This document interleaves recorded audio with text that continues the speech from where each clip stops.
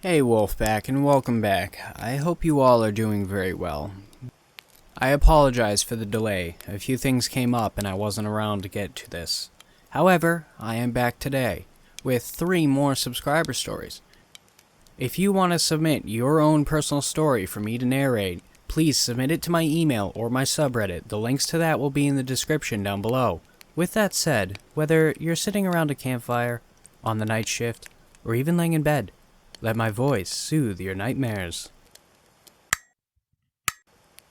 I was in my senior year of high school. I wasn't the most tech-savvy kid there, but my friends loved to talk about the dark web and the Silk Road in particular. They said you could buy crazy things like organs in children. I had no idea how to even access the dark web, and when I would type in Silk Road, only fake websites would pop up displaying how the original website really looked like. Unlike the real website, however, the fake one did not function like a website at all. During the spring semester, my friends and I did lots of research on how to actually access the deep web. We found out you had to download something called Tor browser and get software that continuously changes your VPN just to be safe from hackers and to hide your personal information. Once we found this out, we decided it wouldn't hurt to try. One Friday after practice, we went over to our friend Chris's house to use his computer and start downloading all the necessary materials.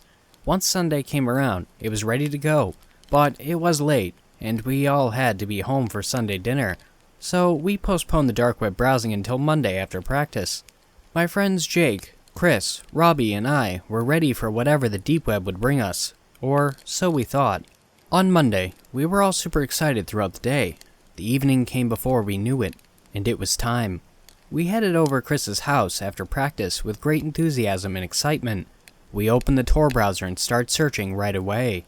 There were so many different links that had vague labels to the left of them. Every type of drug imaginable was on the dark web, even many I have never even heard of. The prices seemed quite cheap compared to what they would sell for on the streets. We were intrigued and wanted to purchase some harmless weed just for fun. We sent it to a community mailbox with no direct address to any of our houses. We figured it would be better to be safe than sorry. To purchase anything on the dark web, you couldn't use a credit card like normal sites such as eBay and Amazon. You have to use Bitcoin, which is an electronic currency that you can purchase with a credit card. We all pitched in enough money to purchase 2 grams of the devil's lettuce. We decided to end the dark web browsing after we purchased our item, and decided to wait and see if it came. Sure enough, the following Monday, we had a small envelope-style package in the community mailbox. After the package got in our possession, we sorted through the unnecessary bubble wrap that was within, and found our 2 grams of weed. After practicing that Monday, we decided to smoke it, and it was really high quality. Once we were finished, we were all the highest we have ever been, so we decided to go back to Chris's house to do some more exploring of the deep web. Unfortunately, between our successful purchase and enjoying it a little too much, we became cocky. We started clicking on links we had no business looking through. After endless clicking and exploring through different drugs, organs, and even human items up for purchase, we stumbled on a site that seemed to be holding a live video with a chat box. Everyone in the chat room seemed super excited for what was about to happen, so we decided to stay and see what it was all about. There was a countdown clock for when the show was going to begin, and we sat and waited in excitement. The countdown read 20 more seconds. The 4 of us sat waiting with no clue on what was going to happen, but the people watching and chatting were getting anxious. They were typing stuff like, "Let's get this show on the road," and "Come on, start it already." The clock had hit 0 seconds, and the curtain animation popped up like a movie. We were greeted by what looked to be a circus ringleader who wore an extravagant costume equipped with a cape and cane. He seemed to be in an all blacked out room, with what seemed to have no exit points such as windows or doors. The only lighting was a dim red light that faintly illuminated the room. The 4 of us were eerily confused. The host of the show is great with his words and an excellent salesman as he encourages the viewers to keep donating Bitcoin with suggestions. At the time, we didn't think anything of the suggestions and demands these people were saying in the chat. We just kept watching. After about a 60-second intro, the host states, "Let us begin." A door began to swing open in the room, and a very large man walked in with a young, red-headed girl being pushed in front of him. The large man wearing an all-black suit then brings in a chair that seems to have leather wrist and ankle straps on it. This is when our buddy Jake said that he was getting a bad feeling about this whole thing, and that we should just shut it off. However, if you remember high school, you remember it being some of the most curious and adventurous years of your life, up to that age at least. Thus, we convinced him to continue watching. The large man forces the girl into the chair and straps her in. The host is reading the chat and donations and begins with the highest bidder, a user with the screen name of Applecorn36, with his suggestion first because he donated lots of Bitcoin, which in US dollars was equal to about 1,500. His suggestion was extreme. His donation read, "Break every one of her fingers and toes." Before the four of us could react, the large man had a large wrench in his hand, starting to swing with great force on this poor girl's digits. While this is happening on camera, Chris does something stupid. He begins to type things like, "You are all sick in the head. How could you enjoy doing this to another human being? And the worst one yet, we're going to call the cops." It didn't take long after Chris's comments in the chat box for us to regret the very thought of using the dark web. Chris tried to close the link and page we were on, but it wouldn't let him. He tried to force close the Tor browser, but that also didn't work. Immediately after trying that, a new chat box popped up on Chris's screen. The name read, "Admin." He sent a message within a few seconds of the box popping up. It read, "You made a huge mistake coming on our site, Chris." The fact that this random stranger knew our buddy's name freaked all four of us out. Unfortunately, this guy wasn't done. He went on to say he knew where Chris lived and that he had 2 sisters and a dog. We had no idea how this guy found out all of Chris's info, but this admin guy also knew his address. He said if he contacted anyone, including our families, about what he saw on the dark web, he would be sorry. The next thing we knew, his face cam light indicator went on, and a half a second after that, he sent a photo in the chat box with all 4 of our faces in it to some extent. Mine and Jake's faces were cut off, but Robbie and Chris's face were clear as day. The next message he sent said this: "We know who all of you are now, and also what you look like. Do not talk to anyone, or very bad things will happen to you." The following few days, we all walked around the school like ghosts. We rarely interacted with other students. We were living in fear at the time. At our water polo practices, it was clear to our coach that there was something off with the 4 of us, who were captains of the team. Thursday at practice, our coach pulled us aside and said, "Okay, I want to know, what's up?" We hesitated to tell him, but he lived in another city, so we thought it was safe enough to tell him. We told him everything, minus the weed part, because we didn't want to get suspended from the team for drug use. He said, "Wow, you fellas really got yourselves in a predicament."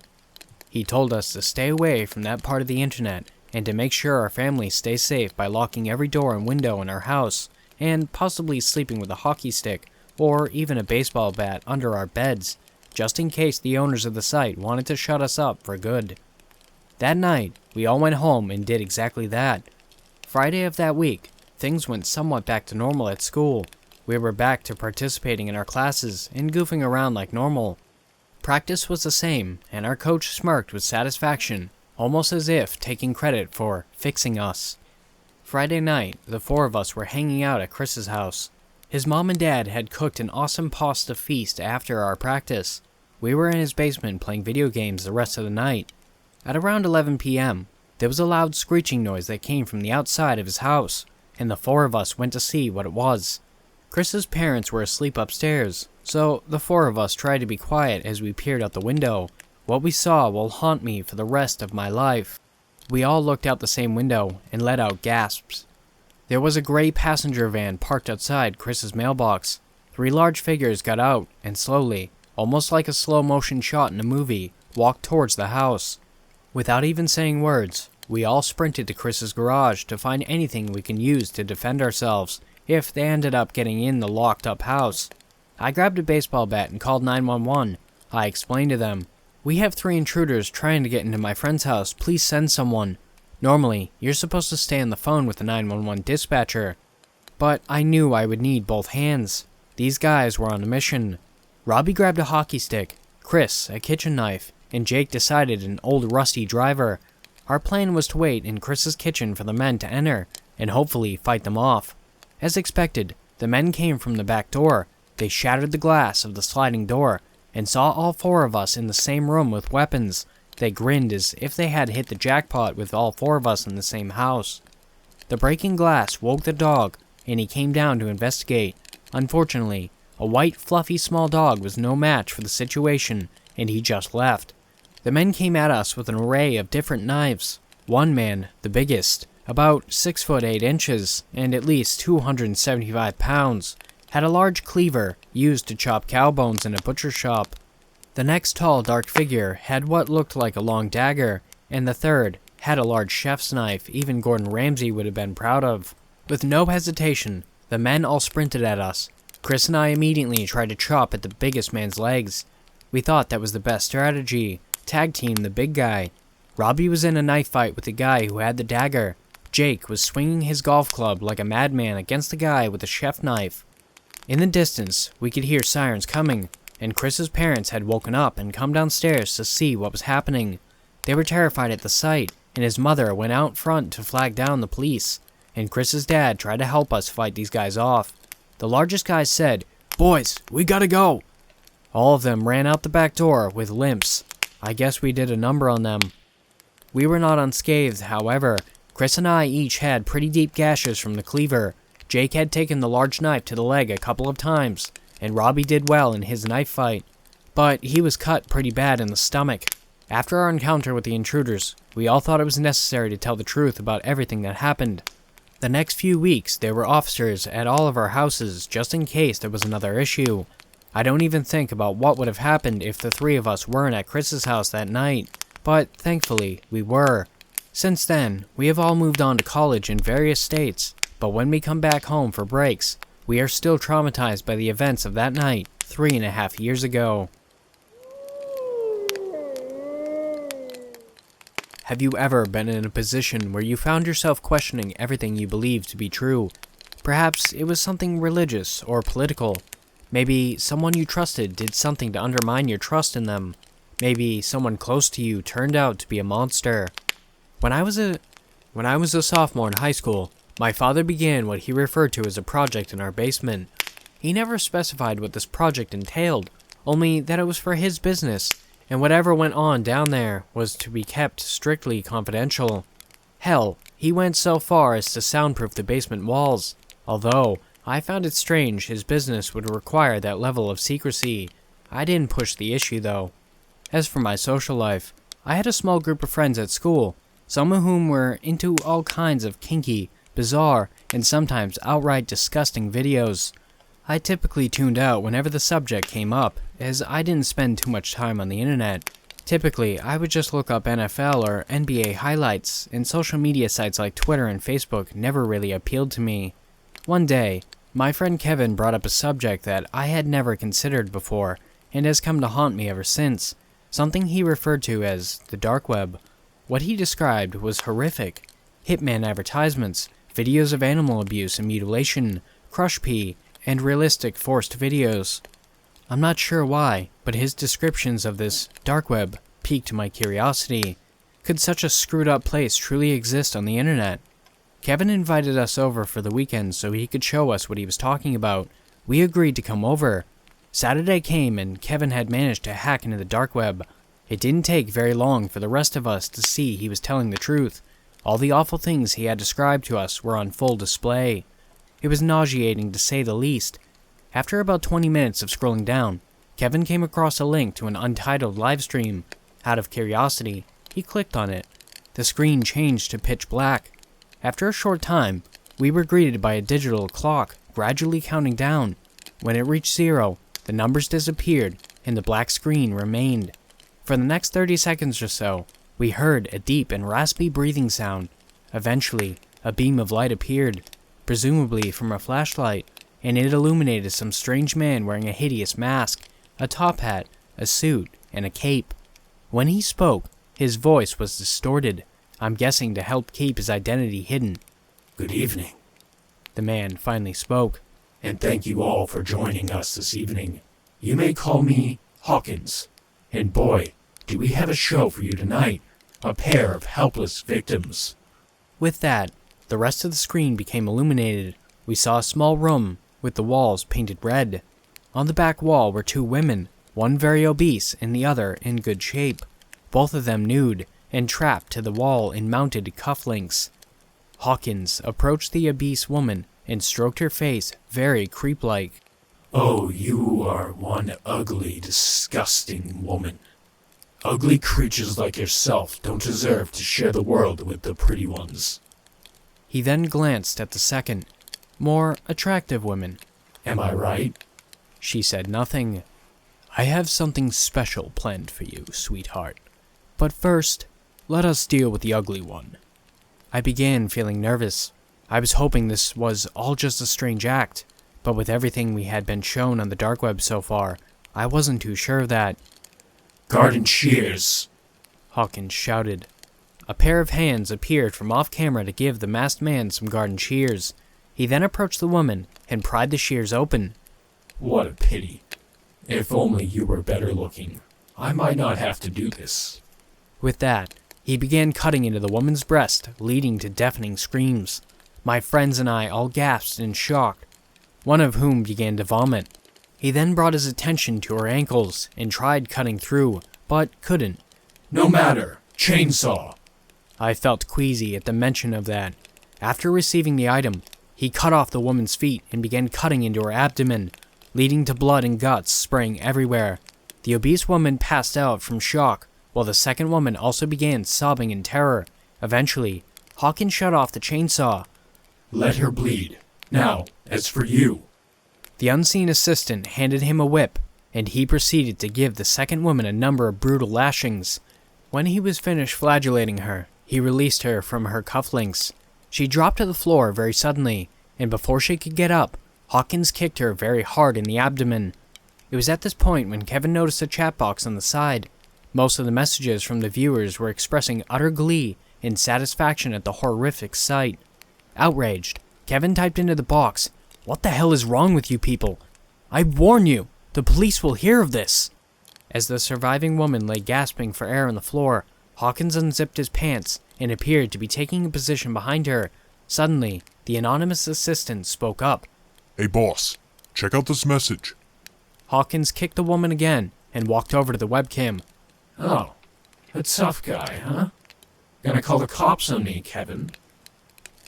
It was like a ton of bricks was dropped on all of us.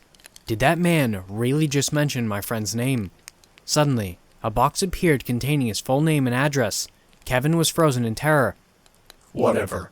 I have all the information I need on you. Looks like I'll be seeing you soon." Hawkins walked away, back toward the woman. Kevin finally shut off the computer and curled up into a ball, shaking uncontrollably. The rest of our friends bailed, but I chose to stay behind, even though I was also frightened out of my wits. Fortunately, nothing happened that night, but Kevin did not get any sleep at all. He was a nervous wreck for the next few days, unable to concentrate in class, and staying quiet at the lunch table when he was normally very talkative. Several weeks passed, and he began to mellow out and return to his old self. The situation on the dark web appeared to have blown over. Until Friday night, that is. I was watching the 10 o'clock news when a report broke out about a mass homicide that occurred a few miles away. I was shocked and horrified when I saw a reporter standing outside that I recognized as Kevin's house. His mother, father, and both his siblings were found dead, and Kevin himself was reported as missing. My God, they got him, I said to myself. I woke up in the middle of the night to relieve myself when I saw my father reach the top of the staircase. His clothing was covered in dirt, which I found very odd. "Dad, it's 2 in the morning. What are you doing awake?" Fixing a busted sprinkler." "At 2 a.m.? Why not? Is there some law that says I can't?" I sighed. "Whatever, Dad." I did my business, then went back to sleep. The next afternoon, my dad went out to run some errands. While he was gone, I suddenly decided out of the blue to check out the basement. Looking back, I'm not sure why I picked out this particular moment to do this. I didn't usually have a rebellious streak, but what the hell? I wanted to see what the secrecy was all about. I reached the bottom of the stairs and began checking the basement out. So far, nothing looked out of the ordinary from the last time I had set foot down there. aside from a few items being in a different place. Then I looked underneath the staircase and noticed something that definitely was not there before, a door. I walked to the door and opened it. A light turned on automatically, and what I saw shook me to my very core. It was a small room with red walls and mounted cufflinks. In a corner, I saw blood-stained garden shears and a chainsaw. On the wall next to the door was a desk with a computer and a webcam.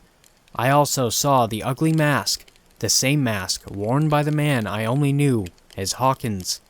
I was standing in the same room where that awful livestream took place weeks earlier. I heard my father's voice shouting upstairs when he noticed the basement door was open. He came down cussing up a storm, but he stopped dead in his tracks when he saw me standing in the entry of his secret room, holding the mask. We stared at each other in an awkward silence for a long time. My father was arrested shortly thereafter. He had soundproofed the walls to prevent the possibility of anyone's screams from being heard around the house. My friend Kevin and those two women from the livestream were buried in the backyard, their bodies thoroughly dismembered and laid on top of one another. I guess that explains my father's late-night yard work. As to why he took the name Hawkins as his dark web identity, he confessed to murdering another man back in 1995. The man's name was Carl Hawkins. 5 years have passed since. I discovered the truth about my father. I haven't paid him one visit in prison. Eventually, he will be executed by means of lethal injection. I wish I could say that I'm saddened by this. He is still my father after all, but I feel cold and indifferent. Now I am left to wonder whether he passed on some kind of bad seed to me. I fear that one day I will snap and become the same kind of monster he became. This happened in Halloween of 2019. It started off as any normal Halloween would go. You're too old to trick or treat, so you just scare kids in Doorbell Ditch. Me and my friends, who I will name Joe and Jack. Joe was more daring and had a super creepy clown mask on that would make any adult shit their pants. Jack had a light-up mask that wasn't too scary, and I had nothing. I was new to the neighborhood because we moved there that summer. After about 2 hours of scaring and doorbell ditching, we headed to Jack's house.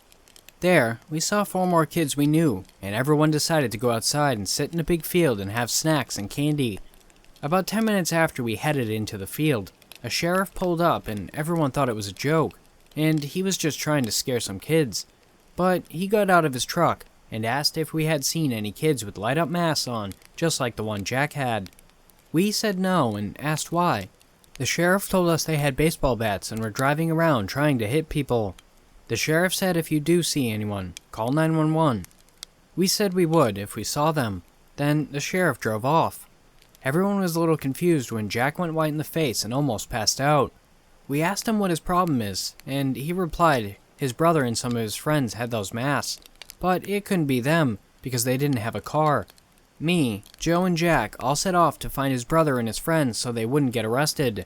We walked around and eventually found them. We told them the cops were after them and that they should hide. They hid and made us go away so we wouldn't get in trouble with them. So, we headed back to Jack's house to get the other kids there. There were only 2 boys there, who I will call Jimmy and John. Jimmy was a very tough, loud kid who liked to joke around. John is tall, tough, and very shy. We started walking around just talking until about 10:30.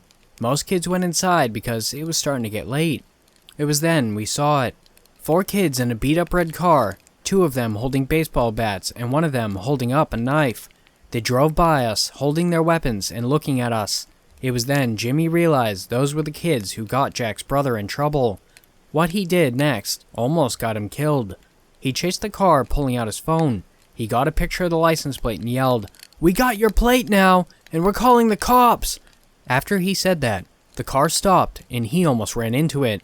The kids in the car got out and all turned towards us. We all started running back towards Jack's house, and that's when the kids realized that we were too fast. So they ran back to their car and got in, came speeding at us, going about 35 in a 25 neighborhood.